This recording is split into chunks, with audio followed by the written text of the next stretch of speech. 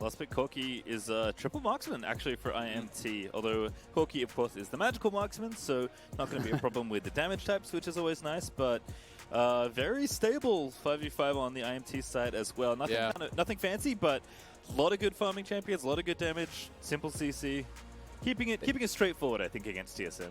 They have a lot of damage, but my concern is, you know, when you have 3 marksmen and you're playing against a team that dives, you know, if you ever aren't actually like you're properly spread out, if you're grouped up, what generally happens when the Wukong flies in there with an ult and he's sped up by Zilean with bombs on his head is everyone scatters and the damage really just starts to fall off. You know, people aren't actually able to attack as effectively. So I'm going to be interested to see if they can actually, you know, set it up properly to have these team fights where their backline is not being reached. I think a lot of the onus is going to be on the Ornn, is going to be on the Thresh to try to keep these guys actually safe because the dive is very powerful, and especially when you have relatively low mobility marksmen like the Ashe, you get pillared in by the Trundle, you get dove on by the Wukong with bombs on his head. Like, it feels pretty tough to actually escape that from the side of Immortals.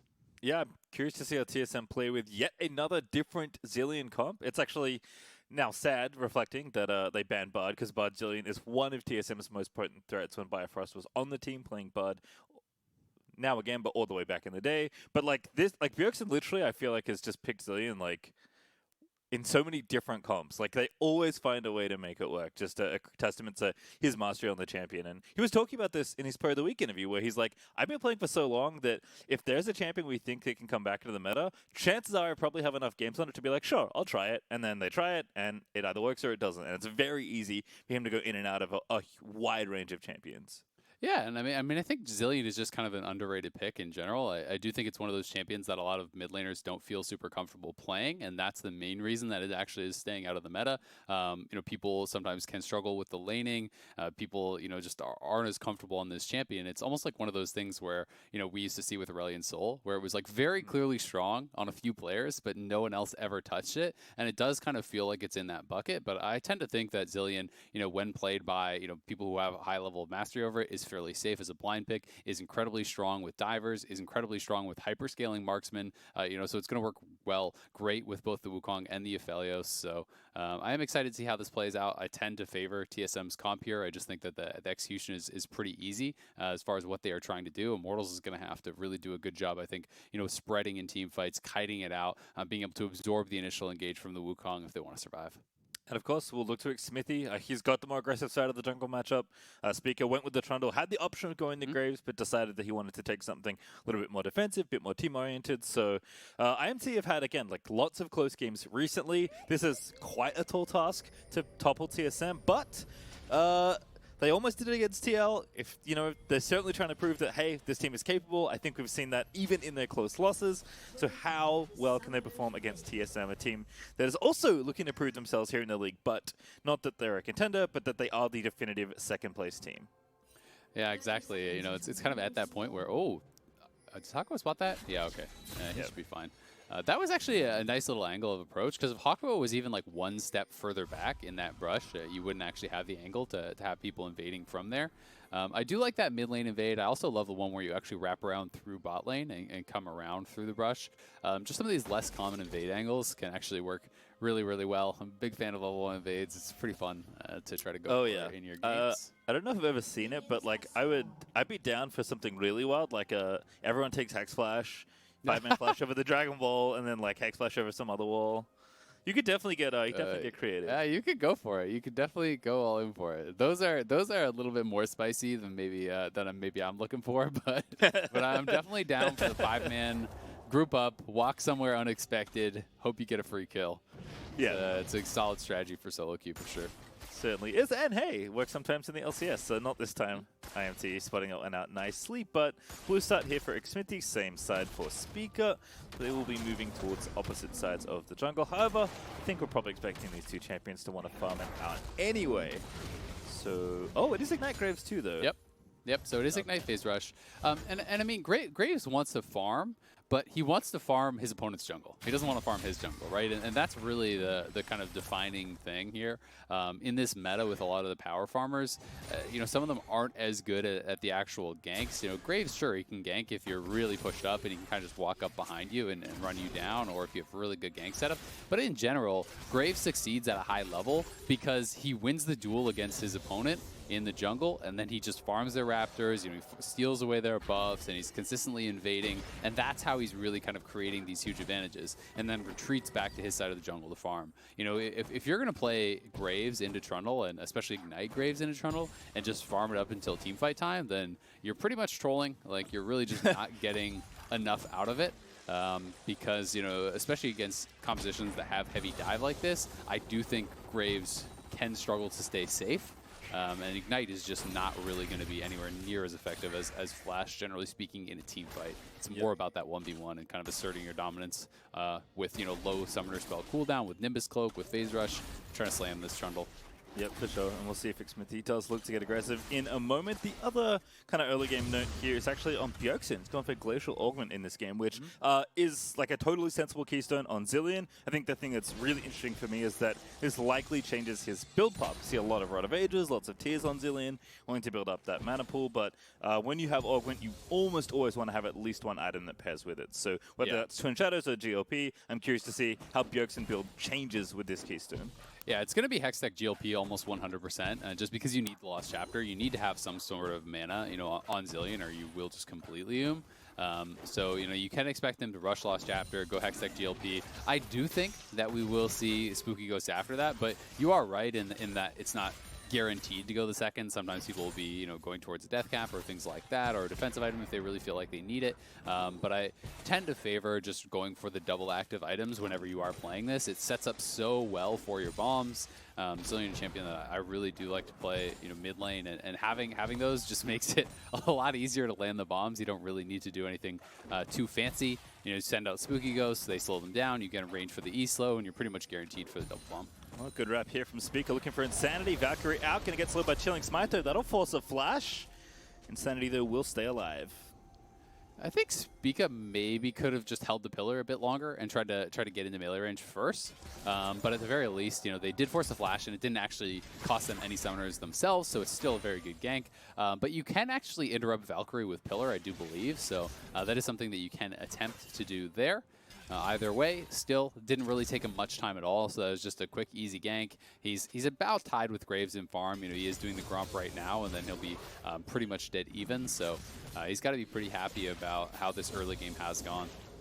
Yep, of note with Corki and interruptions, the package makes you unstoppable when you activate it, but that same is not true for Valkyrie, so you are correct. Could have seen some fancy pillar interrupt, but like you said, very high value, low effort attempt there for Spica, just getting the summoner nice and cleanly. Colo is up for Insanity, so he has returned to farm some more and get a little bit of extra gold at the end of the day. But even, I mean, even just the fact that you actually forced him to base, you know, a little bit earlier and spend that gold earlier is a pretty big deal. Pretty much every Corki these days is going for the tier build. You know, you go Presence of Mind, you stack up the tier, you're getting a lot of on-hit damage with that. So the fact that you do have to base early, you know, Corkis aren't always going to your first item. A lot of times they're going for, you know, the pickaxe for a little bit more damage. But either way, it doesn't have the best base timing. So Cull plus Fairy Charm isn't the most exciting of buys. Xmithie, though, will be starting up the dragon here, and it looks like this just should be theirs. You know, they had a nice timing on the base from DoubleLift and Biofrost. You know, they knew that they went back. They knew that they had this timing to go towards the dragon, and Xmithie's going to grab the first one, so we'll see if Immortals can continue to stack those as they come up. Yep, and here in top lane, I guess we'll have a look in with the Wukong here for Broken Blade. This what's his counter pick? Did see the on early, so this is maybe one of the few instances where Wukong actually feels like he can kind of do some stuff 1v1. Most of the Wukong matchups we've seen, Wukong just getting beat up for 15 minutes. But CS is nice and even. I don't think there's anything too exciting happening right now. Both these champions much more effective in team fights anyway. Yeah, exactly. I mean, you know, it's one of those picks. Like, he did pick it second, but he's picking Wukong more for, you know, how it actually works with the Zilean and more for the team fighting. You know, you can definitely win this matchup against the Ornn. You know, the extended fights where you're actually stacking up your passive and your regens going up and up and up on Wukong, especially with Conquer. You can definitely start to win those, but if Ornn doesn't want to fight you and is just looking to farm, it's pretty difficult to actually punish this champion. So we can see Broken Blade going towards the Cull, expecting that it is just going to be that farm lane, and going to be looking towards team fights. Yep. No excitement just yet, although Xmithie going to make things interesting. Still has that Ignite, and Allorim does have the ulti, so we'll see if they can line it up here. Broken Blade dashing in, getting the ulti out. That's a decent bait here for Allorim. Now the Ornn ulti, ooh, wrong one, and there's a knock-up again to protect himself. Very nice escape from Broken Blade. Yeah, able to just juke out there. You know, really was just a guess on the redirect from Allorim. He doesn't know which way you're actually going to go with the clone. You have that little mini hop, so guessed wrong, and when that missed, it was pretty much over on the gank. They didn't even get the flash, so a nice avoidance there by Broken Blade. You know, he is going to be able to farm the wave. He doesn't even take damage, so he's not really pushed back whatsoever. But at the very least, what Xmithie is doing there is actually covering the push, right? Because when Allorim is actually pushing up that far, if Spica was waiting in that brush, you know, you have the potential to actually get knocked down, so you do have to be a little bit careful about that. Surprise Zilean. Spica here as well. Pops the ulti actually, getting in there. Ignite used by Xmithie, and Nimbus Click is out of there, I think. Yep. And he's going to walk away. Yep, procs the phase rush, has the Nimbus Cloak up, and then you're just kind of zooming on out of there. So not too bad from Xmithie, but nice little attempt from Spica as well as Bjergsen. As funny as it sounds, like I almost feel that Spica would have had to play it more slowly. Like you drop the pillar and then you try to stay out of auto range so you can't proc the Nimbus Cloak and the phase rush as easily. But, you know, they probably wouldn't have enough damage to actually get a kill in that situation either. So a little bit of pressure. Doesn't really amount to much. It's kind of just the way that this game, I think, was drafted out. You're going to see a pretty slow game. There's not a lot of lanes that are really easy to gank. And Immortals will be starting up this Rift Herald. They were spotted walking through mid, so there's pretty much everyone topside except for DoubleLift. And DoubleLift has no sums, so I don't think he's planning on coming up for this. We'll see if TSM wants to fight anyway. Broken Blade's here, but he's got no ulti. Good arrow there from Apollo. Going to start things off at a Biofrost, and now a little too deep, I think, for Broken Blade. He's going to have to flash out of there. The rest of IMT are chasing them down. First Blood's on the table, and who's going to collect it? It is indeed Hakuho with the First Blood kill. What was he doing? Did he forget he used his ultimate or something? Like, that was bizarre. You know, your marksman is bot lane. It's not like DoubleLift was planning on moving at all. I think, you know, anything more than just staying kind of on the outer range and maybe looking for an opportunity at Smite Steal just doesn't make any sense. And Broken Blade just eat into the middle of their whole team pretty much and died. You know, gives away First Blood, does have to flash as well. And Broken Blade, you know, was coming off of a pretty tough game. You know, his Mord game did not look very good against C9. Yes, he got picked on by the jungle, but this was pretty much an unforced error from him. Going in without the ulti, without the rest of his team there, is never going to really work out. And Immortals get the First Blood, get the first turret, and as a result, almost 2,000 gold ahead, just like that. Yeah, very significant lead here as we just hit 10 minutes. 2 of the 3 IMT marksmen able to easily take out the tower in top lane. Also like the TP for Allorim to cover bots. So just a good general use of resources for Immortals, having that Herald swap ready to go. And yeah, I think unforced error is the absolute best way to describe that situation. So we'll just move on for now.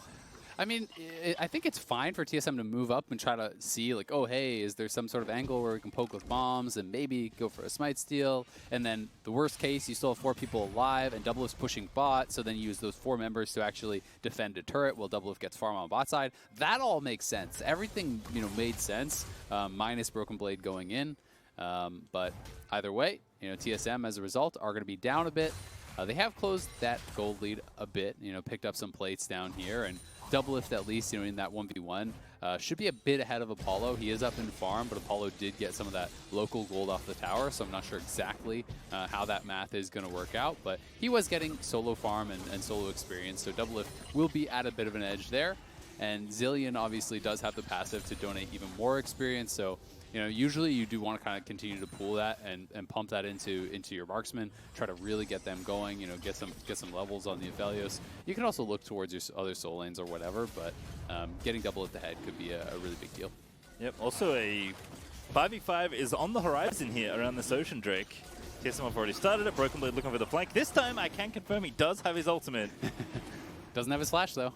Yeah, and gonna get spotted also. There's also Apollo ready with the ulti. Good nice stun clone there, but that is the wrong one. Broken Blade's out of there. Oh, you hate to see it if you're Immortals. But let's see if they can get it. All right. Drake actually stolen by Apollo. Once again, this man just steals all the objectives, and I think Biofrost's going to be left out to dry. Indeed he is. It's Insanity that'll pick up that kill. What a disaster. It started off so well. This time, you know, Broken Blade actually drew a lot of pressure. He goes in with the flank. Is he going to die now? He doesn't have flash. Yeah, he's just going to die. Jeez. Gets out of there. Okay. Zilean ulti's going to keep him alive. Bjergsen there with the save. Insanity wants it. Bjergsen's going to have to block the big one that was incoming. as he bombs up the wave and tries to stay safe. The pressure is continuing here. Wave is gone now, though, so it's just going to be demolished for a little bit of extra plate gold. But IMT playing the early stages of this game very well. Yeah, they are. TSM is making some errors and really getting punished for that. I mean, Broken Blade, you would think they would win the fight off that, right? It's ult from Ashe, gets cloned. That actually forces out a flash hook as well, and now DoubleLift way overextended. He's just ignited. dead too. Yeah, Biofrost is here. Gravitum is going to seal the death, and it's going to be an easy kill. The duo of TSM is going to fall as Xmithie. He's going to grab himself the double kill. Like they have a pink in the river. They know everyone's missing. No one's showing in the lanes except for Corki. No one's showing topside. TSM just feels like, I don't know, man. Like this is like a lack of like mental focus or something. Like these are some really, really sloppy plays from TSM. Just kind of Broken Blade a couple times, kind of walking up and dying. Down here on the bot side, they see Xmithie, and DoubleLift is just going to get chased down. They just didn't keep eyes on where all of Immortals could be. Didn't expect them to be here, and it's 2 easy kills for Immortals. They missed the smite on the dragon. Xmithie didn't even use his spite. Spica actually just missed it, and it went to a volley. So a lot of things are going Immortals' way, and as much as you want to say, oh well, TSM is a stronger team. They should be able to win it. It's like, well, you're giving over 2 dragons. You're giving over a soul win condition now. You're thousands of gold behind because of all these errors, and they're just potentially like 8-9 minutes away if they can take these dragons on spawn from having Infernal Soul, and they have good scaling. So it's not like you can just depend on your late game for free. So TSM is really going to have to shape up in these next couple of minutes, or potentially could just lose this game. Yeah, and I think we are going to be looking to just a lot more coordination in the 5v5s for TSM. We haven't seen a Wukong ulti in a team fight yet at all. We haven't seen how it potentially works with the Zilean. And on Zilean, actually, shout out to the LOL eSports Stats Twitter. Zilean has the most... Bjergsen has the most Zilean games in LCS of all time. No surprises there. 18-6 on the champion. His KDA is currently 11.1 with 517 damage per minute, and he hasn't improved or decreased his KDA just yet. So all those stats are true as of this exact moment. I mean, he's an incredible Zilean player. Jensen, another guy that does play the Zilean, also gets a lot of credit for that. Bjergsen, obviously, one of the main Zilean players in the league, though, has been really, really good at it for a long time. And yeah, I mean, I agree. You want to see the coordination on the 5v5 from TSM because that's kind of what they drafted for. But a lot of their errors have mostly just seemed like lapse in judgment or lapse in focus, where they're kind of just walking up and not really paying attention to where their opponents could be and dying. That's twice really. The second one was actually kind of saved by Bjergsen, as Broken Blade didn't die because he got the Zilean ulti, but clearing mid lane there was very dangerous, going into the dragon, their bot lane getting caught. So a lot of sloppy plays. They've got to clean that up, try to stay untiltable, but you're down 4,000 gold. Infernal spawns in a minute 30. And Immortals are going to be in a great place to take it. They have a lot of vision control already around that dragon pit. They have the ability to spot out a lot of the angles that you could come from with the hawk shot. So they will be well prepared for this, you would think. Yeah, I think this next dragon fight is a huge inflection point in what direction this game is going. It really is the point where TSM needs to try and stabilize the game. Otherwise, I think Immortals are just going to keep that snowball very quickly rolling down the mountain. As Insanity with the package should be able to finish off this tower as well. Bjergsen's going to try and interrupt him, but again, as we discussed earlier, cannot interrupt Corki's package, so easy take for Insanity there. Very, very safe. And I mean, that's 5,000 gold, and they just got the Rift now as well, so they can drop that mid when the Infernal is going to spawn. If they get that mid turret, that's 6,000 gold lead. Like, it is really starting to snowball a lot. Corki, Graves are going to be really dangerous later. Ornn is obviously a strong team fighter. I do think that the dive is great from TSM, but when you play all-in style compositions, kind of like they are playing, they suck from behind because you don't hit this certain threshold where you have enough damage to actually burst people down. So TSM have got to be careful about falling really any further behind. I think what Immortals is going to do here, they have vision around the dragon. They should walk mid, drop Herald, then go over to the dragon pit and look to put themselves at soul point. DoubleLift also is diveable right now, not based on the info they currently have because they can't see everyone. But they're just going to look to take this tower. Herald is dropped, as you mentioned. That will be able to finish off the tower when it makes it. So Apollo just going to score to live in. So.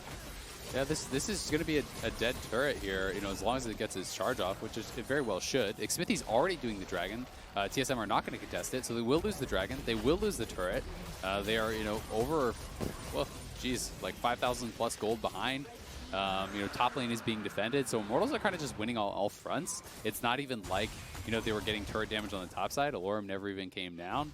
And TSM just feeling like, all right, we're so far behind, we just have to give everything right now.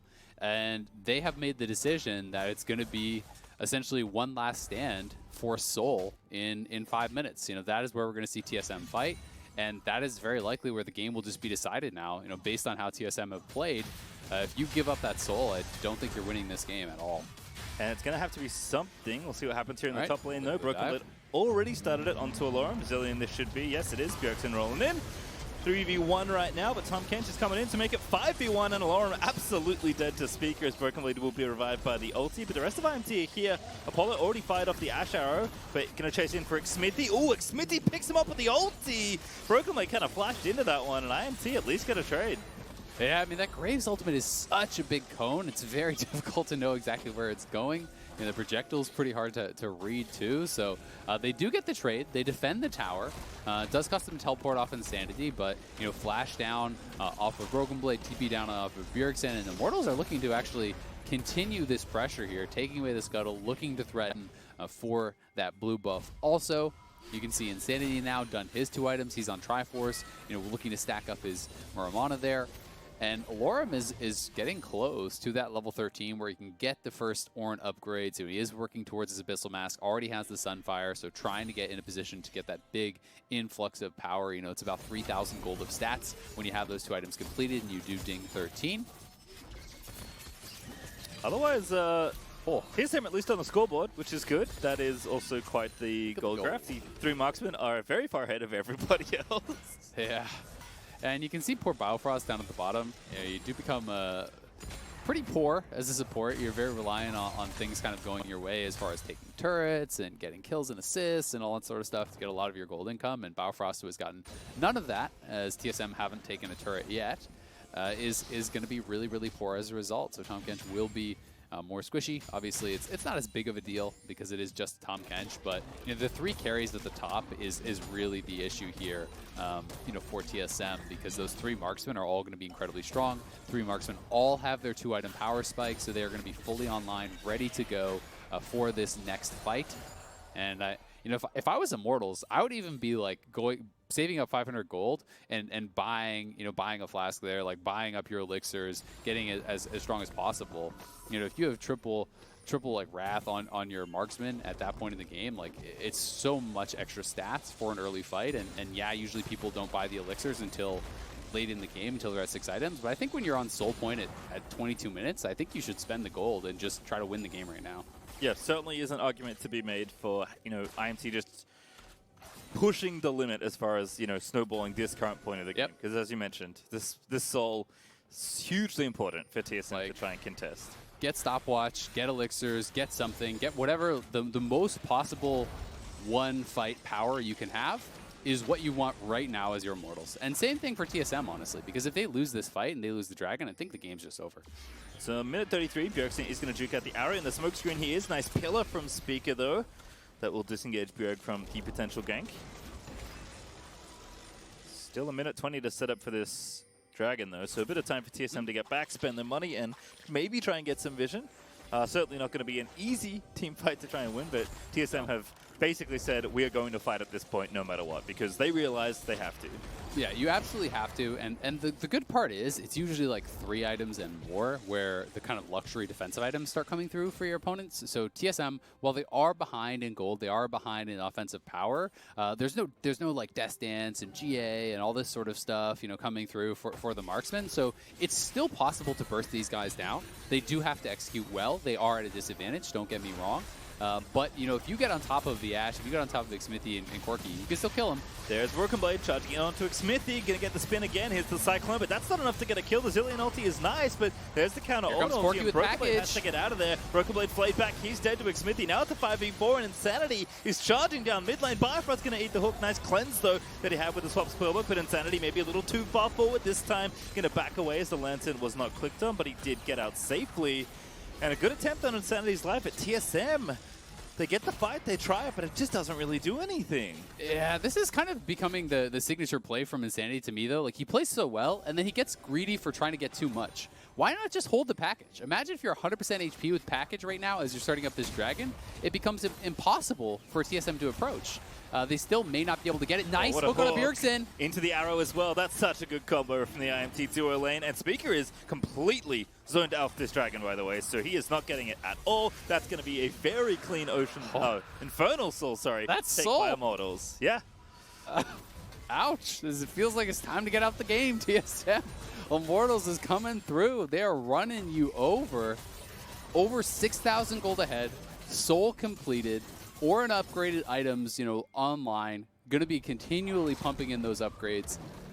TSM is completely up against it. It's going to take a miracle now, and Insanity did get a bit over-aggressive there. Doesn't get punished, but, you know, those plays from him, you know, he's able to pull them off sometimes, and they do look good, but Immortals, when we were talking about, you know, some of the highlights that they had last week, when they almost beat both EG and Team Liquid, they kind of fell flat off of, you know, Insanity once when they were potentially able to end the game, you know, trying to go in for this big Azir play. Then another game, you know, trying to go for the shockwave and actually, you know, not moving the ball before getting it. This looked like one of those moments to me where it was, you know, a bridge too far. You're Valkyrie 1v4 in, and he does survive and flashes out. But it's those kind of plays where you need to be able to figure out, is it worth it?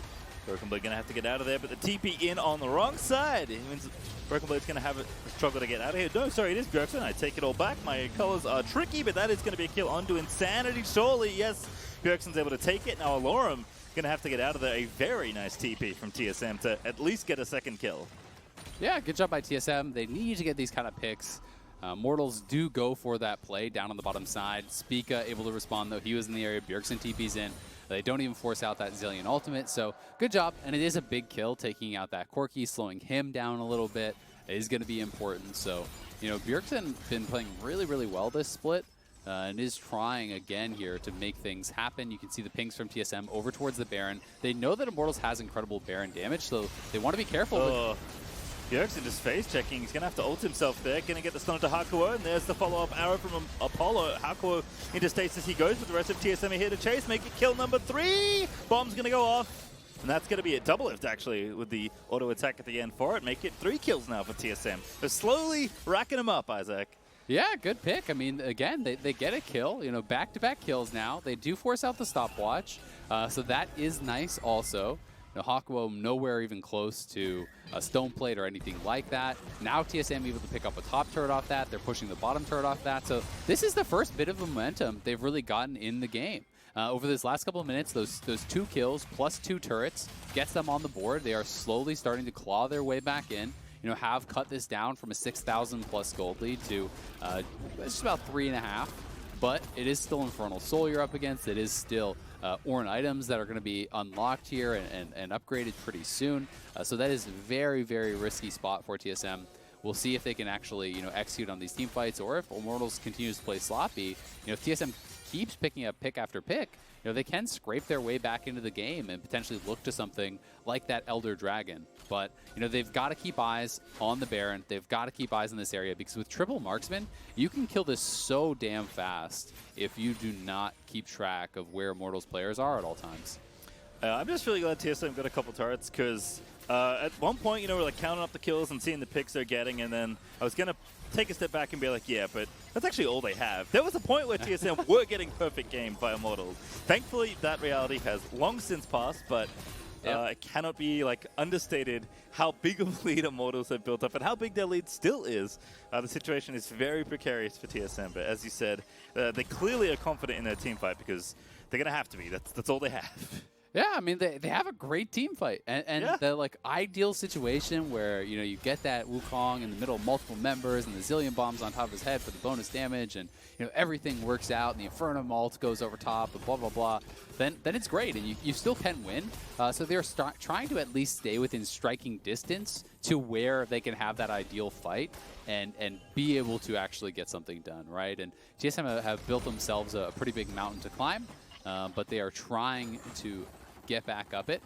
1:40 until this Elder Dragon, and we haven't seen Immortals, you know, extend the lead by any means. It feels like they are just trying to play towards these these mega buffs, these neutral objectives in the Baron and in this Elder. And as that starts to spawn, the decision-making processes kind of get a little bit more tricky. Where do you go? Are you willing to trade? How many members do you commit to each side? Where do you put your vision? All these things become a lot more complex. And TSM is going to have opportunities to try to out-macro their opponents, to try to make the right calls on where to go and where to be. Yeah, again, Immortals have lost some heartbreaking games with this roster. So TSM, no, they certainly have opportunities. There's 57 seconds now until the Elder Dragon is up, but Baron also a consideration here. TSM at least going to go ahead and clear out this vision, but this is inviting a potential team fight. Broken Blade, though, is getting real cheeky on the right-hand side.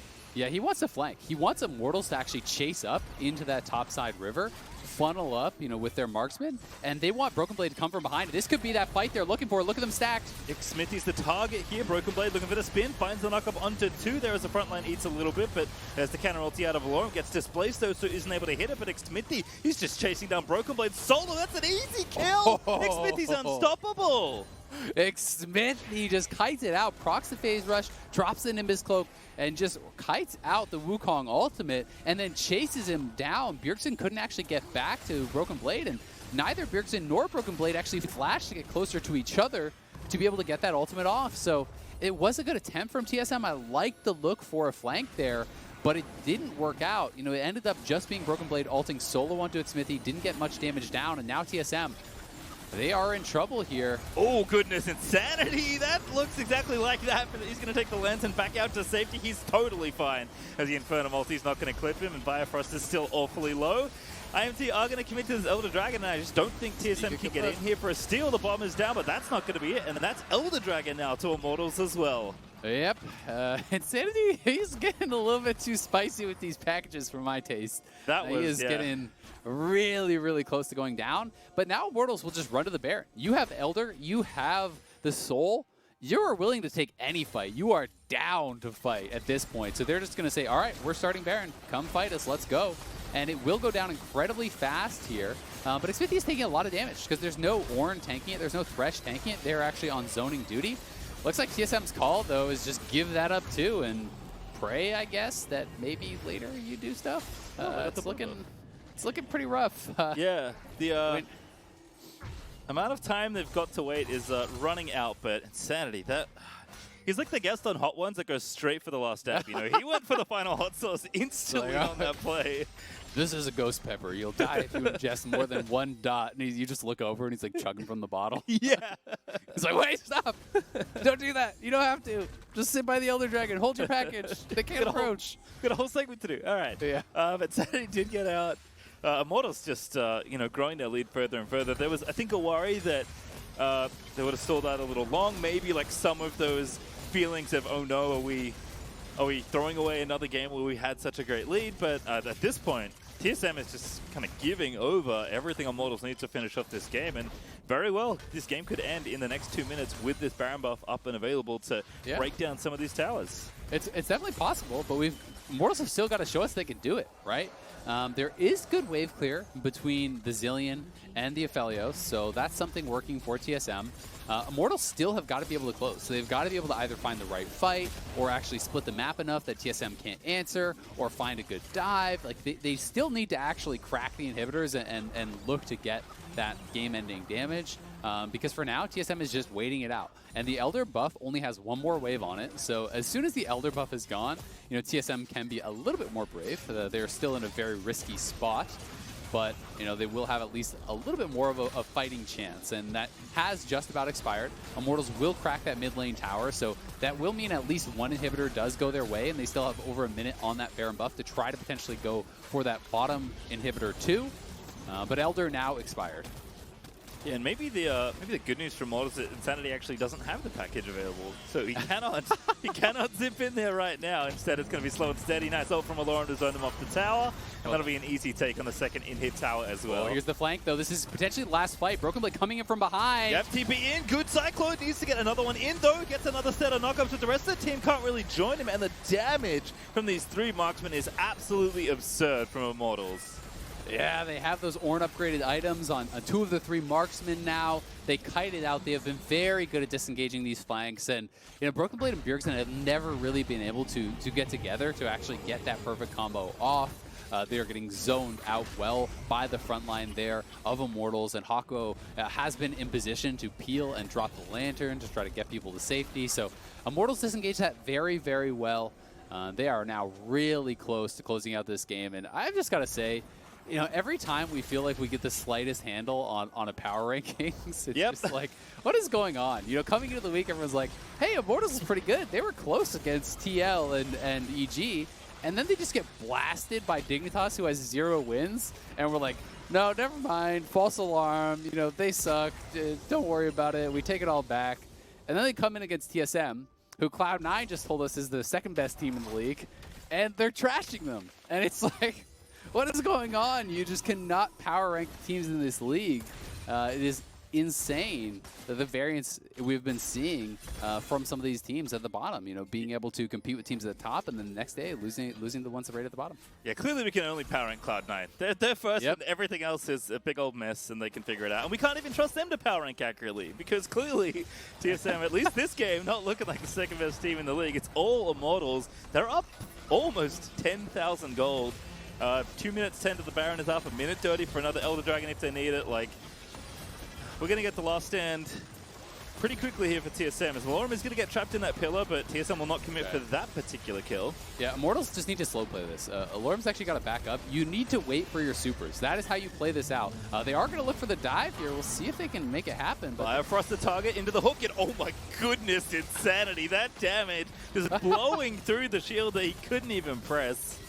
All right, maybe you don't need to wait for the supers when you can one-shot the Tahm Kench. But super is going to be coming in the bottom lane. They are pretty far away in the mid lane, but TSM just too far down. 10,000 gold, Infernal Soul there. The Ornn item is upgraded, and TSM has not been able to put up much of a fight throughout this entire game. We'll see if they can make anything happen. Allorim gets a good knock up there. Broken Blade with the counter ulti to try and make something happen, but no Zilean ulti available either. Second Cyclone is it. DoubleLift actually kills Allorim, but the hook is good. The Inferno Bolt's massive, and DoubleLift, he will be resurrected. Just in time came the Zilean ulti, and DoubleLift is actually going to keep fighting out here. That's the double kill. Are you kidding me, TSM? They're going to keep chasing here, but DoubleLift doesn't want to overextend. Xmithie phase rushing out. Insanity's here, but the cutter from the Tahm Kench is coming. DoubleLift is going to pop in with the Severum. He should have enough to lifesteal through, and he does. Insanity! He's diving through, trying to get the final kill, but the stun from Bjergsen is going to keep the game alive as TSM, in the throes of death, pick up the Bud Light ace. They don't even look at the explosions. Badasses always walk away. TSM just walking straight away, not watching the bombs. Kill off Insanity, and what a hold from them. It looked like it was just completely over, but Bjergsen and DoubleLift combining for an insane hold, and they can actually grab the Elder here now. The AoE damage coming out of that Aphelios was absolutely absurd. He got so many people low, and then because of all the AP that Bjergsen actually has on this Zilean, the ultimate brought DoubleLift back at full health. He came back up, and it's a full reset there. The speed-ups came through. Biofrost res had the Tahm Kench ultimate, and TSM do hang on for now. I mean, their base is still completely in shatters. We will see Immortals likely grab a Baron here, but still, you've got to at least respect a team that does have that Elder buff, and TSM is going to be wearing it for the next 2 minutes. And I hate to bring this up now, but one of IMT's losses was to EG, which featured quite the hold from Aphelios in a very, very late game.